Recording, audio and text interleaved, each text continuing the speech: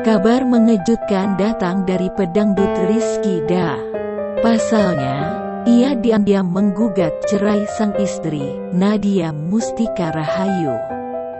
Dilansir dari Tribun News Bogor, Rizky Da mengajukan gugatan cerai atas Nadia Mustika Rahayu ke Pengadilan Agama Bandung pada tanggal 23 September tahun 2021.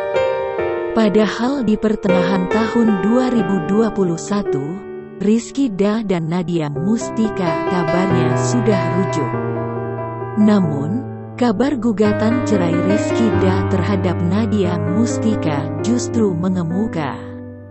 Apalagi beberapa waktu lalu Nadia Mustika masih mengunggah kebersamaannya dengan sang suami, Rizky Da. Tak hanya berdua, mereka juga mengajak anak mereka Syahki. Bak sebuah isyarat, Nadia Mustika mengurai doa untuk keutuhan rumah tangganya dengan Rizky Da. Semoga Allah izinkan Abi dan Ibu membersamai Syahki dengan cerita penuh senyuman, pungkas Nadia Mustika.